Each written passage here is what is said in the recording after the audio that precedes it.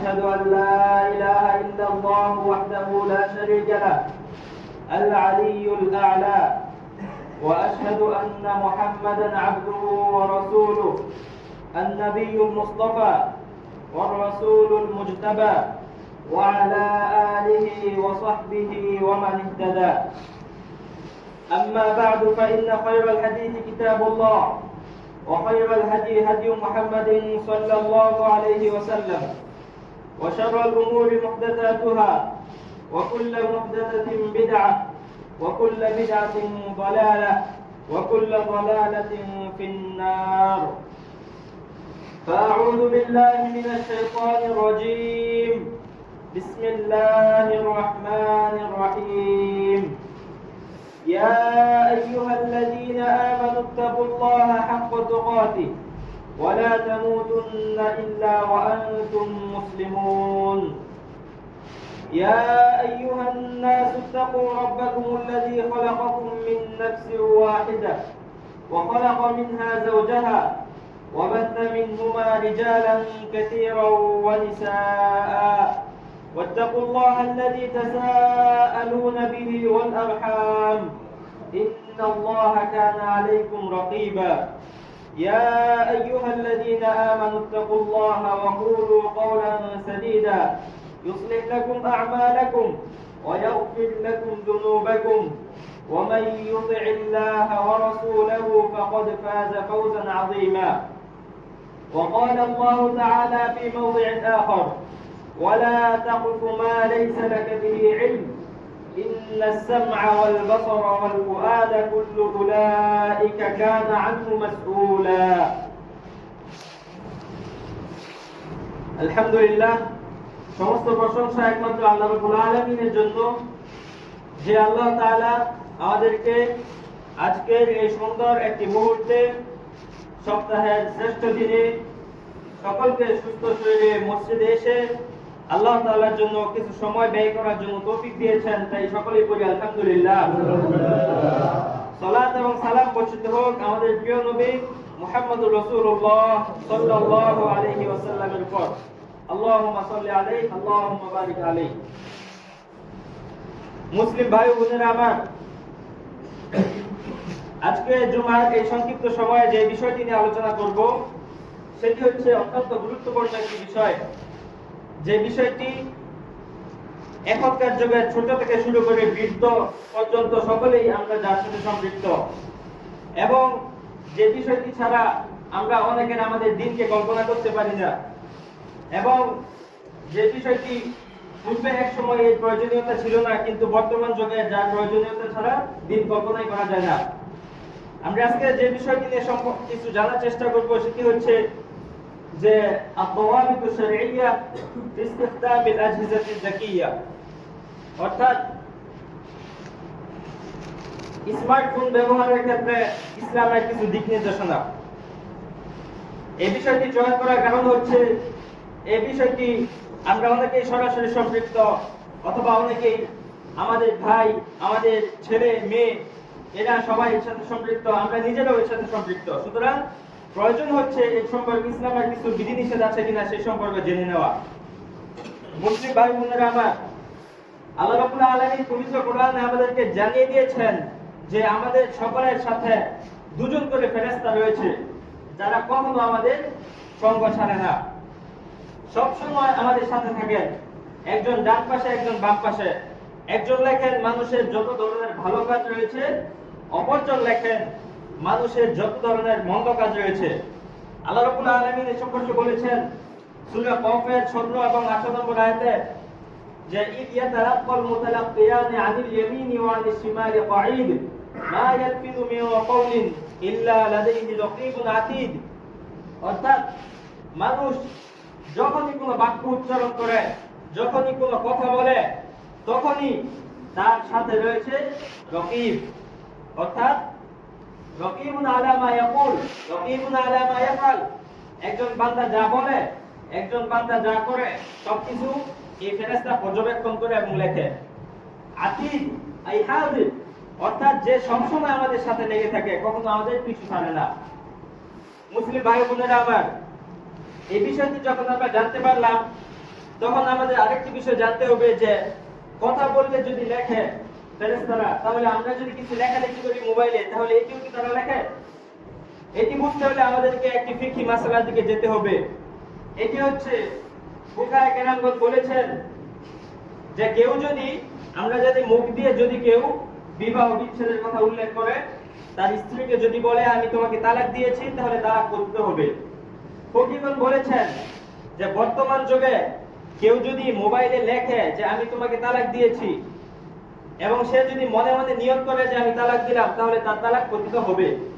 সুতরাং এর দ্বারা বোঝা গেল যে মুখে কথা বললে যেরকম ফেরেশতারা লিপিবদ্ধ করেন, মুখে কথা বললে যেরকম এর মাধ্যমে সওয়াব হয়, মুখে কথা বললে যেরকম এর মাধ্যমে গুনাহ হয়, ঠিক একইভাবে মোবাইলেও যদি আমরা কোনো কিছু লিখি, মোবাইলেও যদি ভালো লিখি, তাহলে এটাকেও আল্লাহ তাআলা আমাদেরকে প্রতিদান দিবেন।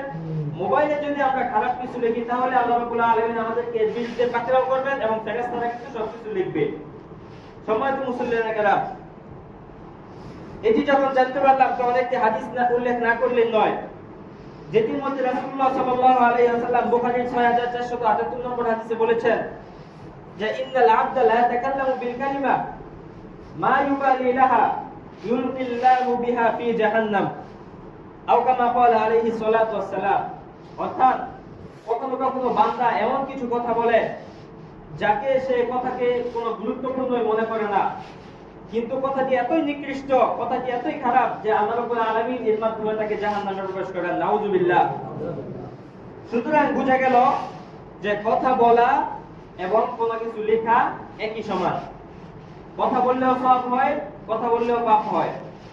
যদি কেউ লিখে মোবাইলে, তাহলে এর মাধ্যমেও সওয়াব হতে পারে, পাপও হতে পারে।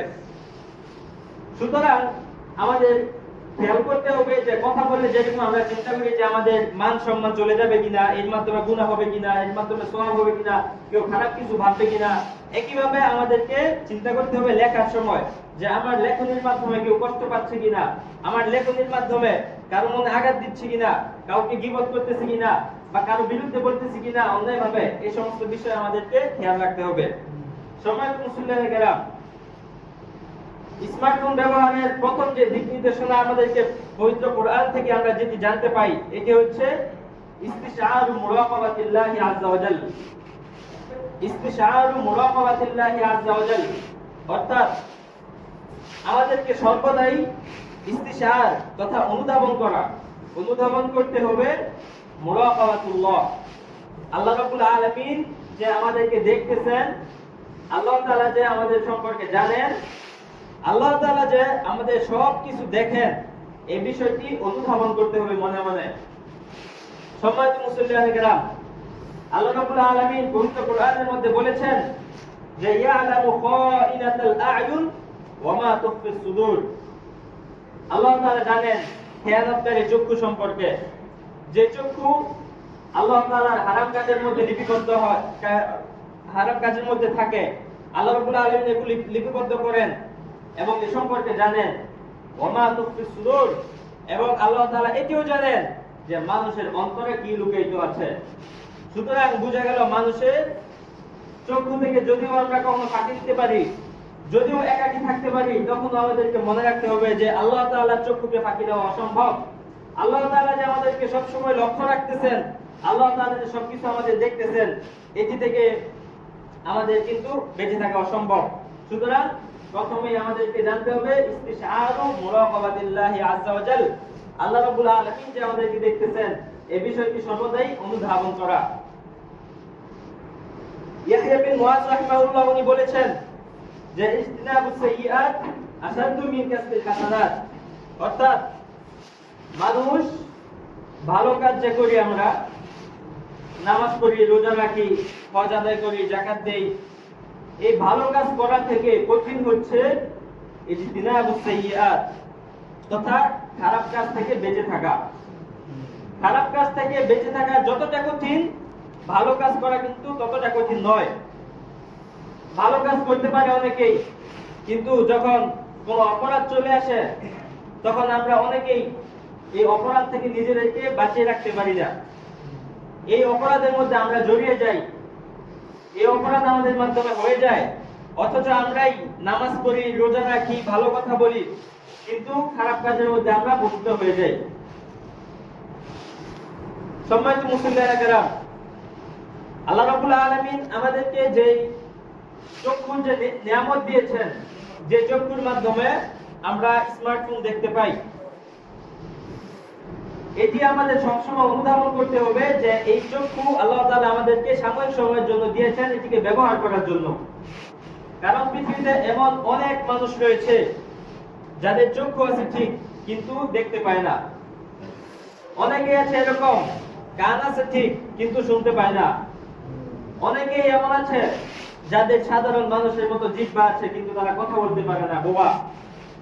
তাই আমাদের এই নিয়ামতগুলোর কথা চিন্তা করতে হবে এবং আমাদের মাথায় রাখতে হবে যেটি আল্লাহ তাআলা সূরা বানী ইসরাঈলের মধ্যে বলেছেন যে ইন্নাস সামআ ওয়াল বাসারা ওয়াল ফুআদা কুল্লু উলাইকা কানা আনহু মাসউলা। অর্থাৎ নিশ্চয়ই যে শ্রবণ শক্তি রয়েছে, কান রয়েছে এবং যে দৃষ্টি শক্তি রয়েছে, চোখ এবং যে অন্তর রয়েছে, এই সব কিছু সম্পর্কে আল্লাহ রাব্বুল আলামিন কিয়ামতের দিন প্রশ্ন করবেন। সুতরাং কোন কাজে আগানোর ক্ষেত্রে, কোন কথা শোনার ক্ষেত্রে, মোবাইলে কোনো কিছু দেখার ক্ষেত্রে, মোবাইলে কোনো গান বাজনা শোনার ক্ষেত্রে আমাদেরকে কিন্তু এটি বুঝতে হবে যে আল্লাহ তাআলা আমাদেরকে নিয়ামত দিয়েছেন এবং এই নিয়ামতের যথাযথ ব্যবহার করতে হবে। যদি যথাযথ ব্যবহার না করি তাহলে কাল কিয়ামতের দিন আল্লাহ তাআলা আমাদেরকে এই সমস্ত সম্পর্কে প্রশ্ন করবেন এবং এই প্রশ্নের উত্তর না দেওয়া পর্যন্ত কিন্তু আল্লাহ তাআলা আমাদেরকে ছাড়বেন না। সম্মানিত মুসলিম ভাই বোনেরা আমার, যখন স্মার্টফোন ব্যবহারের নিয়ম নীতির কথা আসে তখন যে বিষয়টি বললেই নয় সেটি হচ্ছে যে গদ্দুল বসর, অর্থাৎ গদ্দুল বসরে আনুল মুহাররামাত, হারাম জিনিস থেকে চক্ষুকে হেফাজত করা। হারাম জিনিস থেকে চক্ষুকে পরিপূর্ণভাবে রক্ষা করা। সরাসরি যদি আমরা পুরুষরা যদি কোনো মহিলার সামনে যায় তাহলে অনেকে আমরা নিজেদের চক্ষুকে হেফাজত করি ঠিক, কিন্তু যখন মোবাইলের মধ্যে প্রবেশ করি, ফেসবুকে, ইউটিউবে, তখন আমরা নিজেদের এই চক্ষুকে হেফাজত করা আমরা করতে পারি না। তখন অনেক সময় ইচ্ছে করে, অনেক সময় অনিচ্ছা সত্ত্বেও আমাদের সামনে বিভিন্ন খারাপ জিনিস চলে আসে। তো এই বিষয়টি যে কতটা ভয়াবহ এটি বুঝতে হলে দেখতে হবে যে আগের দিনে কিন্তু এই সমস্ত স্মার্টফোন ছিল না। তখন খারাপ মানুষ বলতে বোঝানো হতো যারা সরাসরি মেয়েদের দিকে তাকায়, মেয়েদেরকে উত্তক্ত করে, এগুলি। কিন্তু এখন সব কিন্তু আমাদের হাতের মুঠোয় চলে এসেছে এবং আল্লাহ তাআলা এই খারাপ কাজগুলোকে সহজ করে দিয়েছেন আমাদেরকে পরীক্ষা করার জন্য। এই খারাপ কাজগুলোর মাধ্যমে আল্লাহ তাআলা আমাদেরকে দেখতে চান যে কে এই খারাপ কাজ থেকে বেঁচে থাকে এবং কে এই খারাপ কাজের মধ্যে পতিত হয়। আল্লাহ তাআলা পবিত্র কোরআনের মধ্যে মুমিন এবং মুমিনা উভয়দেরকে আলাদা করে সম্বোধন করে বলেছেন। পরস্পর দুটি আয়াতের মধ্যে সূরা নূরের মধ্যে আল্লাহ তাআলা বলেছেন, কুল্লিল মুমিনিনা ইয়াগুদ্দু মিন আবসারিহিম ওয়া ইয়াহফাযু ফুরুজাহুম। অর্থাৎ হে আল্লাহর নবী, আপনি মুমিনদেরকে বলুন তারা যেন তাদের দৃষ্টিকে হেফাজত করে এবং তারা যেন তাদের লজ্জাস্থানকে হেফাজত করে। পরবর্তী আয়াতে আল্লাহ তাআলা নারীদের ক্ষেত্রেও একই কথা বলেছেন, ওয়াকুল্লিল মুমিনাতি ইয়াগদুদনা মিন আবসারিহিন্না ওয়া ইয়াহফাযনা ফুরুজাহুন্না। অর্থাৎ হে নবী, আপনি যারা মুমিনা নারী রয়েছে তাদেরকেও আপনি বলে দিন তারা যেন নিজেদের দৃষ্টিকে হেফাজত করে এবং তারাও যেন তাদের লজ্জাস্থানকে রক্ষা করে। আল্লাহ তাআলা এই চক্ষু এবং এই কান এগুলোকে কিয়ামতের দিন ক্ষমতা দিবেন। কিয়ামতের দিন যখন আল্লাহ তাআলা বান্দাকে হাজির করবেন, যখন বান্দা তার নিজের পাপের কথা স্বীকার করতে যাবে না, যেটি সহিহ মুসলিমের একটা হাদিসের মধ্যে এসেছে, আল্লাহ রাব্বুল আলামিন একজন বান্দাকে ডাকবেন, তার বান্দাকে ডাকবেন, ডাকার পর তার গুনাহ সম্পর্কে মনে করিয়ে দিবেন। বান্দা বলবে, হে আল্লাহ, আমি কি আপনার অত্যাচার থেকে মুক্ত নই? অর্থাৎ আপনি আমার উপরে জুলুম করবেন না, এটা কি নিশ্চিত নয়? আল্লাহ তাআলা বলবেন, বালা, হে বান্দা, অবশ্যই আমি তোমার উপরে কোনো জুলুম করব না। তুমি এ ব্যাপারে নিশ্চিত থাকো, তোমার উপরে কোনো জুলুম করা হবে না। তখন বান্দা বলবে, তার যে খারাপ কাজ করেছে তার খারাপ কাজের প্রমাণ চাইবে। তখন আল্লাহ রাব্বুল আলামিন বলবেন যে হাসবুকা নাফসুক, তুমি নিজেই তোমার জন্য যথেষ্ট। ওয়াকাফা বিনাফসিকা আল-ইয়াওমা আলাইকা শাহীদা, এবং সাক্ষী হিসেবে তুমি নিজেই যথেষ্ট। এই যে আল্লাহ রাব্বুল আলামিন বলার পরে তার কথা বলার ক্ষমতা বন্ধ করে দিবেন। যখন ওই বান্দার কথা বলার ক্ষমতা বন্ধ হয়ে যাবে, তখন তার যে অঙ্গ প্রত্যঙ্গ রয়েছে, তার যে হাত সে দুনিয়াতে খারাপ কাজে ব্যবহার করত, তার যে চক্ষু দ্বারা সে ব্যক্তি হারাম কাজ দেখত, তার যে কান, যে কানের মাধ্যমে সে দুনিয়াতে গান বাজনা শুনতো, আল্লাহ রাব্বুল আলামিন এগুলোকে ক্ষমতা দিয়ে দিবেন। তারপর এক এক করে হাত, পা, কান, চক্ষু, জিহ্বা নিজের ক্ষমতার বাইরে চলে যাবে এবং তারা সাক্ষী দিতে থাকবে। তখন আল্লাহর বান্দা, ওই বান্দা বলবে যে তুমি ধ্বংস হও, তোমার জন্যই তো আমি পৃথিবীতে কত কিছু করেছি, অথচ আজকে তুমি আমার বিরুদ্ধে সাক্ষ্য দিচ্ছ। এটি আল্লাহ তাআলা এই কিয়ামতের ঘোষণা আমাদেরকে পবিত্র কোরআনে এবং হাদিসের মধ্যে আগেভাগে কেন জানিয়ে দিলেন? কেন জানিয়ে দিলেন, অথচ এগুলো গঠিত হবে আরো পরে, মৃত্যুর পরে?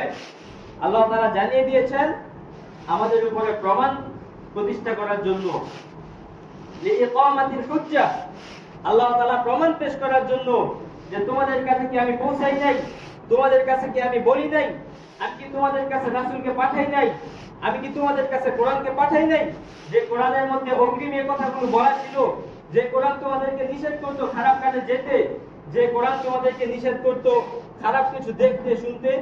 এটি কিন্তু আল্লাহ রাব্বুল আলামিন আমাদের উপরে প্রমাণ প্রতিষ্ঠা করেছেন।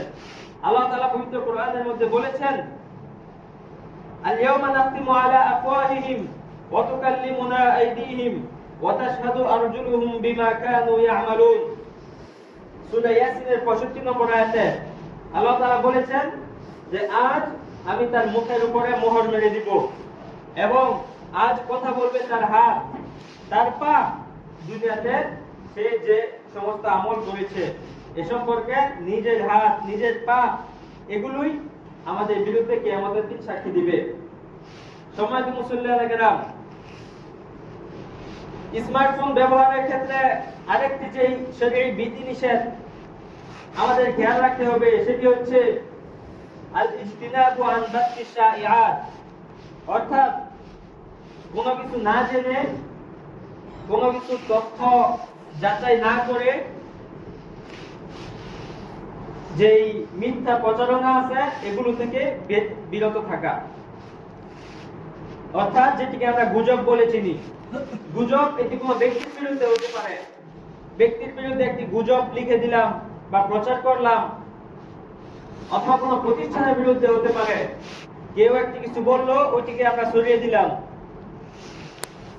অথবা কোনো সমাজের ক্ষেত্রে হতে পারে, কোনো এলাকার ক্ষেত্রে হতে পারে, কোনো একটি বিষয় নিয়ে হতে পারে। এই সমস্ত বিষয়ে যে গুজব রটানো অথবা গুজব প্রচার করা, এগুলো কিন্তু সমান গুনাহগার। একটি লেখা লিখলাম, লিখে শেষে লিখে দিলাম কপি, কিন্তু এটার তথ্য যাচাই করলাম না, এটি আসলে কি সত্য নাকি মিথ্যা, যাচাই না করে যদি আমরা লিখি যে কালেক্টেড, সংগৃহীত, তাহলে কিন্তু এর মাধ্যমে আমাদের যে জিম্মাদারি এটি মুক্ত হবে না। অর্থাৎ আন-নাকিলু কাল কাতিব, যে ব্যক্তি কোনো কিছু কারো কাছ থেকে শুনে বলে, শুনে প্রচার করে, সে ব্যক্তির যতটুকু দায়বদ্ধতা আছে একই দায়বদ্ধতা যে নাকি লিখে, অর্থাৎ উভয়ের সমান দায়বদ্ধতা। কারণ হচ্ছে আমরা যদি রাসূলুল্লাহ সাল্লাল্লাহু আলাইহি ওয়াসাল্লাম এর জীবনের দিকে লক্ষ্য করি, যে ঘটনাটি আমরা অনেকেই জানি, যে হাদিসুল ইফক তথা আম্মা জান আয়েশা রাদিয়াল্লাহু আনহা ওনার ব্যাপারে যখন মিথ্যা অপবাদ রটানো হয়েছিল মুনাফিকদের পক্ষ থেকে, একটি যুদ্ধের মধ্যে রাসূলুল্লাহ সাল্লাল্লাহু আলাইহি ওয়াসাল্লাম আয়েশা রাদিয়াল্লাহু আনহা একটি যেই সওয়ারিতে উঠতেন, সাহাবীগণ মনে করছেন যে আয়েশা রাদিয়াল্লাহু আনহা ভিতরে ছিলেন, কিন্তু পরবর্তীতে দেখা গেল আয়েশা রাদিয়াল্লাহু আনহা বাইরে ছিলেন। তারপরে আসার পরে দেখা গেল একজন সাহাবী, যে সাহাবীকে রাসূলুল্লাহ সাল্লাল্লাহু আলাইহি ওয়াসাল্লাম নিযুক্ত করতেন যেন সেনাবাহিনীর শেষে থাকে, যেন যদি কোনো কিছু পড়ে যায় সেগুলো যেন নিয়ে যেতে পারে, তখন ওই সাহাবী আয়েশা রাদিয়াল্লাহু আনহাকে দেখলেন এবং দেখে ইন্নালিল্লাহ পড়তে থাকলেন এবং আয়েশা রাদিয়াল্লাহু আনহাকে ওটের পিঠে চড়িয়ে দিলেন এবং নিজে হেঁটে হেঁটে মদিনা পর্যন্ত আসলেন। তো মুনাফিকরা এই ঘটনা দেখে ওই সাহাবী এবং আয়েশা রাদিয়াল্লাহু আনহার ব্যাপারে খারাপ গুজব রটিয়ে দিল যে আয়েশা রাদিয়াল্লাহু আনহা খারাপ কাজ করেছেন, নাউযুবিল্লাহ। তো মুনাফিক সর্দার আব্দুল্লাহ বিন উবাই সহ তার যে আশেপাশের লোক ছিল মুনাফিক, ওরা কিন্তু গুজব রটিয়ে দিয়েছে এবং বিষয়টি অত্যন্ত ভয়াবহ পর্যায়ে চলে গেল। আল্লাহ রাব্বুল আলামিনের পক্ষ থেকে কোনো আয়াত নাজিল হচ্ছে না। বেশ কিছুদিন যাওয়ার পর আয়াত নাজিল হলো ঠিক, কিন্তু ইতিমধ্যে মুসলিমদের পক্ষ থেকে কিছু সাহাবীগণ এই গুজবের মধ্যে কিন্তু পদস্খলন হয়েছিল। ওনারাও বলতে লাগলো যে আয়েশা রাদিয়াল্লাহু আনহার ব্যাপারে অপবাদ দিতে লাগলো। এমনকি এই সাহাবীদের মধ্যে একজন ছিলেন বদরী সাহাবী, যিনি বদর যুদ্ধে অংশগ্রহণ করেছিলেন।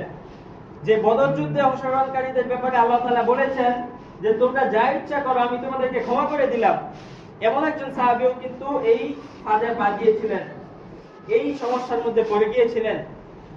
তো সর্বশেষ আল্লাহ তাআলা আয়াত নাযিল করলেন আয়েশা রাদিয়াল্লাহু আনহার মুক্তির ব্যাপারে, নির্দোষ প্রমাণ করলেন এবং রাসূলুল্লাহ সাল্লাল্লাহু আলাইহি ওয়াসাল্লামকে নির্দেশ দিলেন যারা এই অপবাদের মধ্যে জড়িত ছিল তাদেরকে বেত্রাঘাত করার জন্য ইসলামী নিয়ম অনুযায়ী।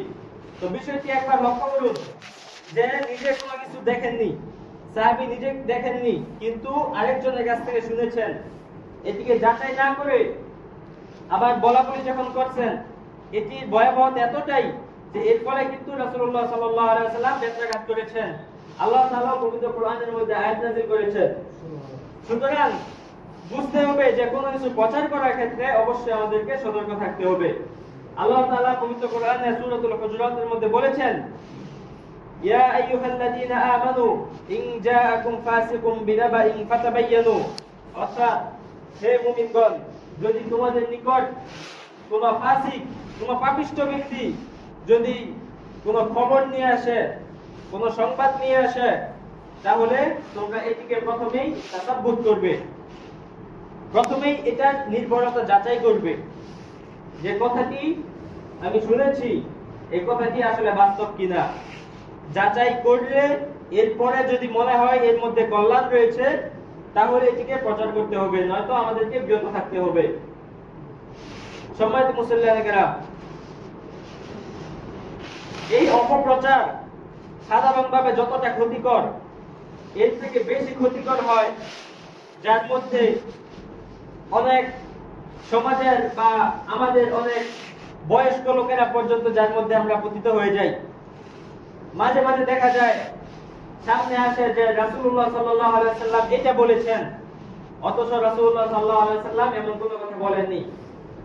মাঝে মাঝে সামনে আসলো যে আপনি যদি এই পেজটির মধ্যে লাইক দেন তাহলে আপনি আল্লাহ তাআলাকে ভালোবাসেন, অর্থাৎ যদি আপনাকে আবার কখনো কাবা ঘরের ছবি দেওয়া থাকে দিয়ে বলে যদি আপনি কাবা ঘরকে ভালোবাসেন তাহলে এখানে লাইক দেন, যদি আপনি রাসূলুল্লাহ সাল্লাল্লাহু আলাইহি ওয়াসাল্লামকে ভালোবাসেন তাহলে আপনি এটা শেয়ার করেন। কিছুই নয়, সবগুলি ভুয়া। ভালোবাসার সাথে এই পেজ লাইক দেওয়া বা শেয়ার করার কোনো সম্পর্ক নেই।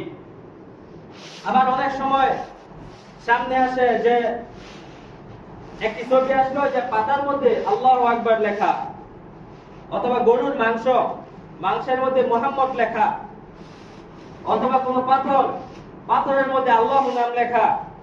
তারপর বলা হলো যে আপনি যদি মুসলিম হন তাহলে লাইক না দিয়ে যাবেন না, আপনি যদি মুসলিম হন তাহলে এটিকে শেয়ার না করে যাবেন না, অথচ এগুলোর সাথে আল্লাহ তাআলার কোনো সম্পর্ক নেই। আল্লাহ তাআলা, রাসূলুল্লাহ সাল্লাল্লাহু আলাইহি ওয়াসাল্লাম এবং ইসলামী শরীয়তের সাথে এগুলোর কোনো সম্পর্ক নেই। এবং সবথেকে অবাক করার বিষয় হচ্ছে ওইটাই যে মাঝে মাঝে দেখা যায় এরকম কিছু ফালতু এবং আজগবি ছবি এবং ভিডিওর মধ্যে হাজার হাজার lakh lakh million million like করে আছে। তো এই লাইকগুলো কে দিয়েছে, এই শেয়ারগুলো কে করেছে? আমাদের মতো মানুষই করেছে, যারা বোঝে না, না বুঝে মনে করে যে মনে হয় কে কে আল্লাহকে ভালোবাসেন লাইক দিন, মনে হয় লাইক দিলাম আল্লাহ তাআলাকে ভালোবেসে ফেললাম, শেয়ার করলাম আল্লাহ তাআলাকে ভালোবেসে ফেললাম, অথচ এগুলোর সাথে ইসলামের কোনো সম্পর্ক নেই। বরং এর বিনিময়ে আমাদের দাড়িপাল্লায় গুনাহ লিপিবদ্ধ হতে পারে দুই দিক থেকে। প্রথম দিক হলো, আমি যে এটির মধ্যে লাইক দিলাম, আমি যে এটিকে শেয়ার করলাম এই গুজবের মধ্যে, এটির মাধ্যমে আমার কাছে যেমন এসেছে সামনে, অপর আরেকজনের কাছে যাবে, এই বিষয়টি আরো একজন থেকে সেও পথভ্রষ্ট হবে। এর ফলে তার যে গুনাহ হলো, সেও দেখা যায় লাইক দিল, সেও শেয়ার করলো, এই ফালতু জিনিসের মধ্যে তার যে একটি গুনাহ হলো, কাছাকাছি গুনাহ কিন্তু আমারও একটি হলো, কারণ আমার মাধ্যমে সেই খারাপ জিনিসটার সন্ধান পেয়েছে। আর দ্বিতীয় যে বিষয়টি থেকে গুনাহ হতে পারে সেটি হচ্ছে যে রাসূলুল্লাহ সাল্লাল্লাহু আলাইহি ওয়াসাল্লামের নামে মিথ্যা অপবাদ দেওয়া। রাসূলুল্লাহ সাল্লাল্লাহু আলাইহি ওয়াসাল্লাম বলেননি, অথচ এমন কথা আমরা রাসূলুল্লাহ সাল্লাল্লাহু আলাইহি ওয়াসাল্লাম এর ব্যাপারে এর নামে চালিয়ে দিলাম। আল্লাহ তাআলা যেন আমাদেরকে, ছোট বড় মুরব্বী থেকে শুরু করে সবাইকে এই সমস্ত গর্হিত কাজ থেকে বেঁচে থেকে আমাদেরকে সঠিকভাবে কোরআন এবং সুন্নাহ মাফিক আমল করে আল্লাহ তাআলা যে এই নিয়ামতকে সঠিকভাবে কাজে লাগানোর তৌফিক দান করুন। বলুন আমিন। ওয়া আখিরু দাওয়ানা আলহামদুলিল্লাহি রাব্বিল আলামিন।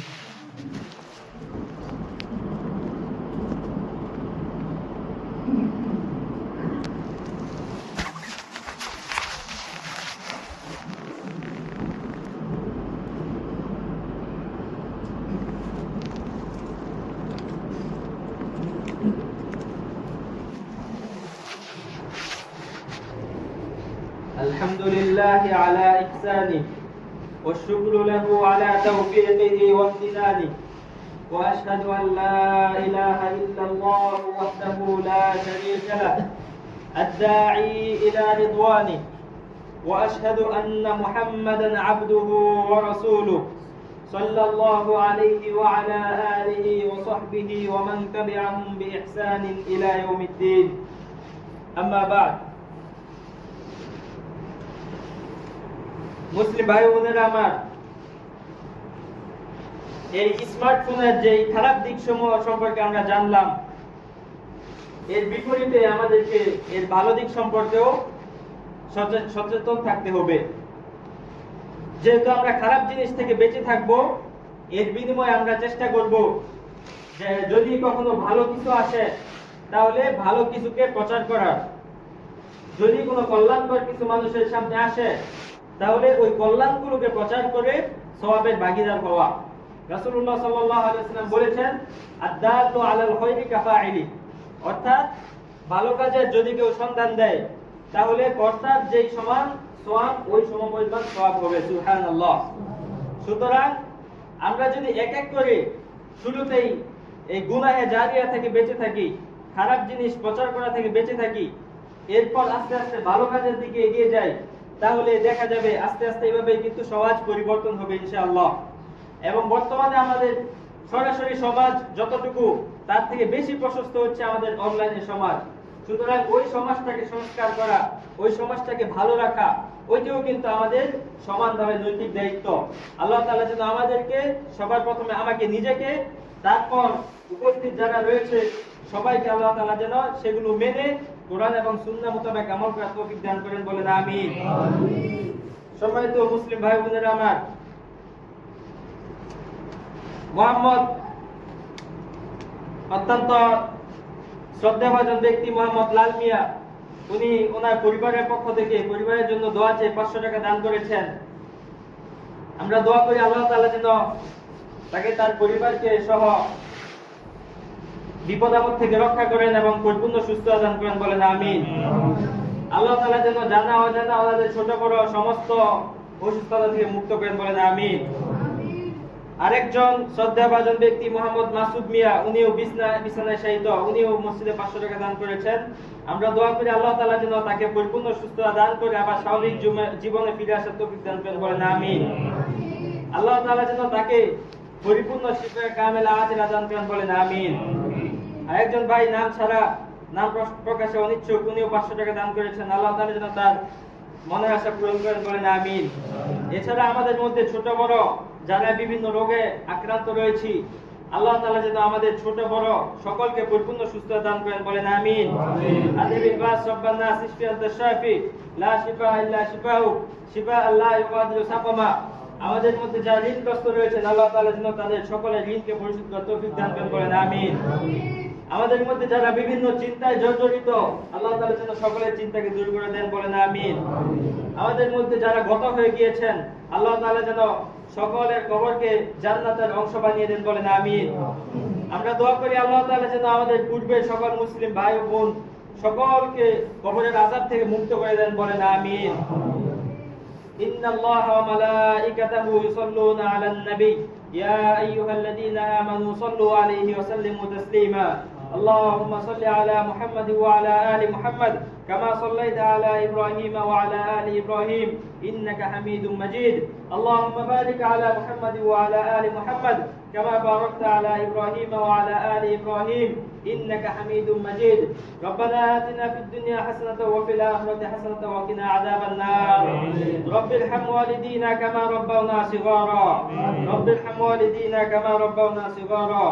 رب ارحم والدينا كما ربونا صغارا.